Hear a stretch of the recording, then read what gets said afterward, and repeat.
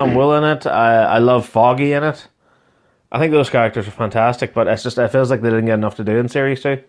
Because that's what I was watching it for. Like, I love the dynamic between the three of them. Yeah. Yeah. No, yeah. And also Vincent D'Onofrio. Great. Vincent D'Onofrio was the best thing about it. I love him. I love him in everything The he's scene in. where Murdoch goes to see Daredevil in the prison, goes to see Kingpin in the prison, is just so scary. Yeah. He's so scary. And I don't... Other men don't scare me, but Yeah, D'Onofrio was terrifying yeah. in that scene. But he's great. He makes such a damn good Kingpin. Yeah. Like, he's up there, like, what is it with Daredevil just nailing the Kingpin?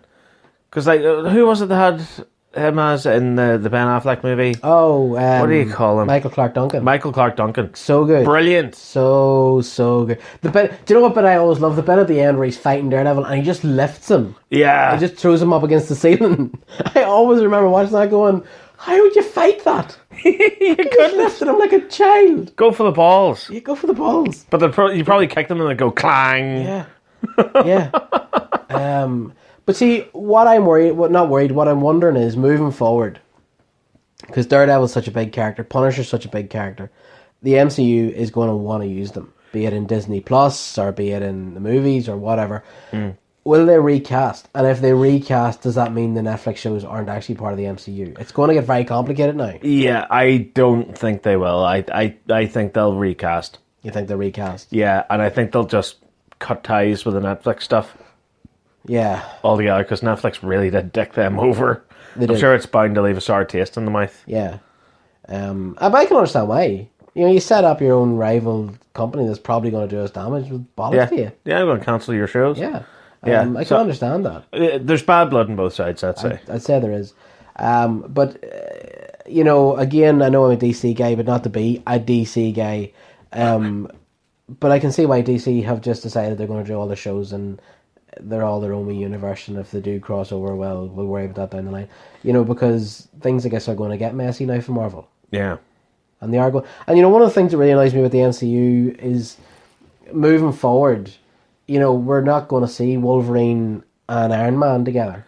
No. And we're not going to see Cap with, I don't know, Fantastic Four, what, you know, but those characters now, as much as they're doing a fantastic job creating the MCU, they're not going to knit everything together the way I would like to have seen. Yeah, well, see, that's the one big difference between, like, movies, TV shows, and comic books. Well, comic book, you're just drawing. Yeah. So it doesn't matter who's meeting who. Yeah. Whereas with, like, the Avengers movies and the MCU in general, like, you will have actors that go, right, that's it, I'm done. Or their actors are like, well, if you want me in this movie, you have to pay me X amount of money. Yeah. You know, and so eventually you do have to let some slide and bring in your cheaper actors, shall we say, and characters to do the same. Do you think down the line there's a possibility that we'll see, I don't know, at the end of Phase 4 or whatever, this is Phase 3 that we're in now, isn't it? Spider-Man's the last of Phase 3. Like, say at the end of Phase 4, you know, could we see, I'm just picking the name out because he was attached to it sometime, could you see Tom Cruise walking in as Tony Stark? No. And not acknowledging that he's you know, like, he's just Tony Stark? No, they wouldn't do that. See, Kevin Feige said a couple of years ago that he is open to recasting any of the actors.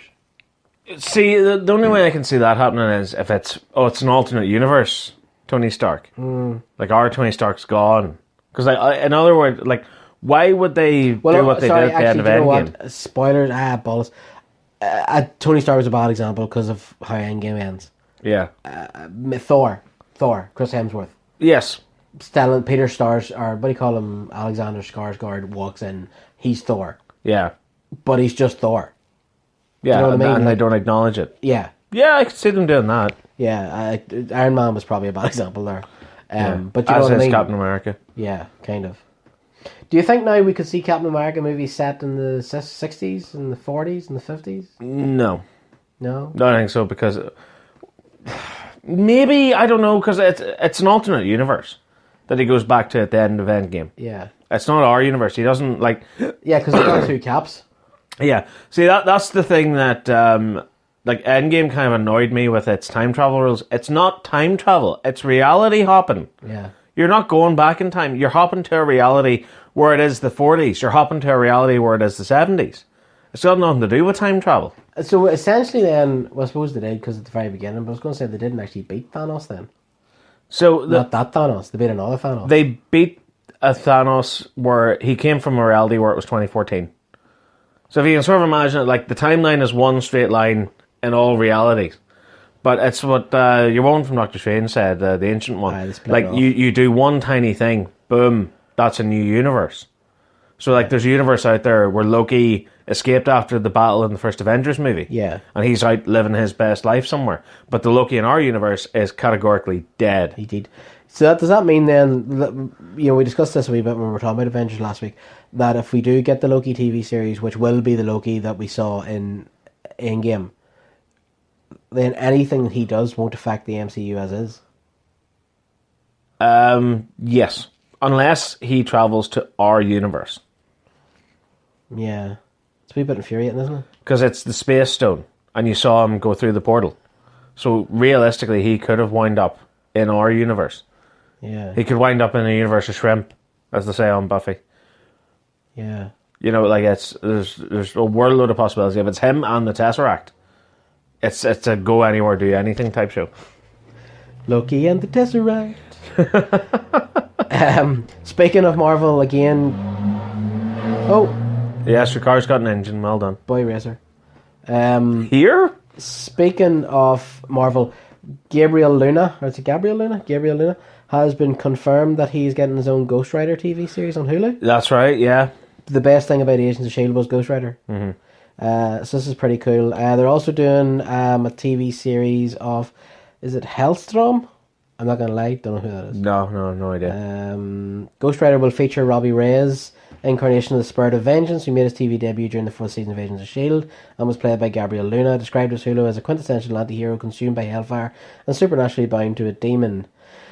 So this is actually pretty cool. The thing that's weird about it is that Ghost Rider, I believe the reason they couldn't keep doing Ghost Rider in Agents of S.H.I.E.L.D. was because it just costs so damn much to do them. Yeah, I'd say it would be incredibly expensive. So is this series going to be a lot of Gabriel Luna walking around? Are we going to get the end of Ghost Rider, the movie, where they suddenly run out of money and the other Ghost Rider's like, right, good luck, see you, bye. Which still to this day cracks me up. Yeah. But do you think is it going to be a lot of him staring off into the sunset and then I'm going to have to become Ghost Rider for the last 2 minutes of this episode? More than likely, yeah. It's sort of infuriating. I don't know. I'm probably not going to watch it. I give it a chance. Like, I'm not going to lie. I'll definitely give it a chance. Big news. Several sites have been reporting, I don't know if you've seen this, that Harrison Ford has film scenes for episode 9. Episode 9. It's highly possible. I think there'll be like flashback or force back visions or something like that. Did you read what apparently it is? No. Okay, the word is... So we're going to put a spoiler alert in this, but at the minute it's all just rumours. Alright. But the word is that at some point in the movie, Kylo Ren / Ben Solo, he still has Darth Vader's helmet, easy now, from The Force Awakens, and he basically can kind of converse with the spirit of Vader. Mm-hmm. And he says to him, show me the darkness kind of thing. And instead of Vader, Luke comes to him. And Luke brings the spirit of Han Solo with him. Oh. And Solo kind of says to him, look, it's not too late. You can still come back to the light kind of thing. Right. So I think there's probably something to this. I would imagine there's a very good chance they'll bring Harrison Ford back in this. Yeah. In a scene, something like that. Because I think we will. And I also wonder, this is something I've been thinking myself, is are they going to acknowledge that Carrie Fisher dies? And are they going to give us a scene in the Force afterlife of Luke, Leia and Han together? I think, yes, either that or we're going to get something along the lines of the end of Return of the Jedi. George, Yoda, Obi-Wan and Anakin looking over the... That's what I mean. Yeah, we're going to get something like that. Where Luke calls them back or something, Yeah. Now, I've been hearing a few different other rumours as well. There's a rumour that the end of the movie is going to see Palpatine coming back. Mm-hmm. And he will fight Rey and Kylo Ren. How? I don't know. And apparently there's a rumour as well that when they fight, they will be fighting with flashes of all the fight scenes from the previous movies. What? That it's going to be like a, I don't know, like a force vision of Luke fighting Vader and Anakin fighting Obi-Wan, and you're going to get parallels of all of that in the movie, and it's going to show you these things. Okay.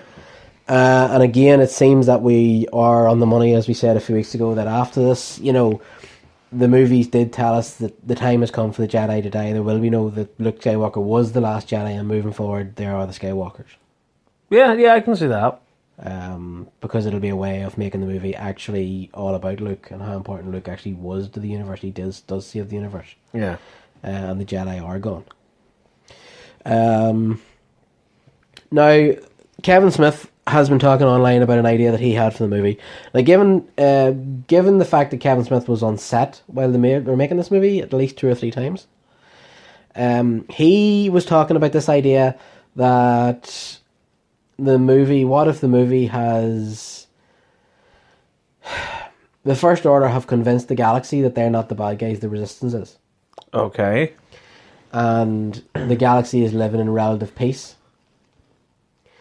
But the Resistance have learned that there is some sort of plan afoot, and they have learned that Palpatine is still at large. And the thing that they need to prove it is on the remains of the Death Star. And when they go to the remains of the Death Star, they broadcast it across the galaxy, and this is what shows the galaxy that the Resistance are actually the good guys, the First Order are the bad guys. Now, 2 issues with this. The first is, apparently in it, Kylo Ren is going to be being manipulated by Palpatine, and it's going to be a very obvious metaphor that Kylo Ren is Trump, and Palpatine is Vladimir Putin. Yeah. How crushed must they have been when the Mueller report came out? Anyway.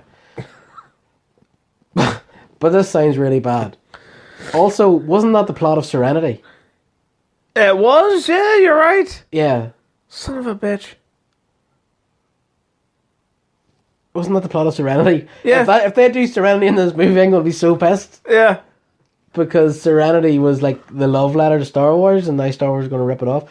Again, rumours. I don't know. I don't know what's true and what's not true. Yeah. Well, I mean, sure, like, all you have to do is look at, like, the wild rumours and speculation that were coming out before Avengers Endgame. Yeah. Like, it's just everyone has a fan theory, and they're all wrong. Yeah. I'm going to just put this out here. I was talking to a mate of mine, Paddy Ryan. Paddy writes for the site sometimes. I was talking to him last night. And the two of us agree that... Oscar Isaac's character, what do you call him? Poe should have died in The Force Awakens. He was supposed to. Yeah, but he should have. They should have went with that. Because, honestly, what are they going to do with him? He has nothing left to give. They made Finn a joke in the last movie. Poe had delivered nothing in the last movie. You know? Yeah, well, didn't he lead the rebellion against Leia's mate, purple hair, Mike Bitchface? Yeah. Purple hair, Mike Bitchface. SJW, the movie. Yeah. Yeah, but I mean, it just felt very contrived.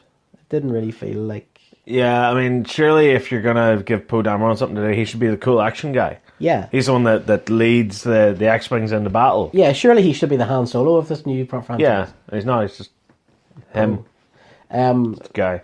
Yeah, and I just don't know exactly how him and Finn can coexist, because they're essentially the same, character type. Yeah. Do you know what I mean? They're both vying for the same role, really. Yeah. If you understand what I mean. So I don't know. I don't know. I'm really excited for this movie, but the more I think about it, the less excited I am. Yeah, because I mean, like the trailer really gave us a bit of hope. Yeah. But so what? So what? I'm dead inside. I don't need your hope. It's a bunch of Star Wars related images with a great soundtrack. Yeah. That's Leia's thing, and it's just like. And what? Take that. Like, I actually was watching a guy on YouTube last night. He stripped out all the music in the trailer and just put the sound effects in. Right. I know. But then again, you remember the video went online where the people had, like, the ceremony from the end of A New Hope, and they took the music out of it, and it was just the most cringeworthy, ridiculous thing you've ever seen. Yeah. You know.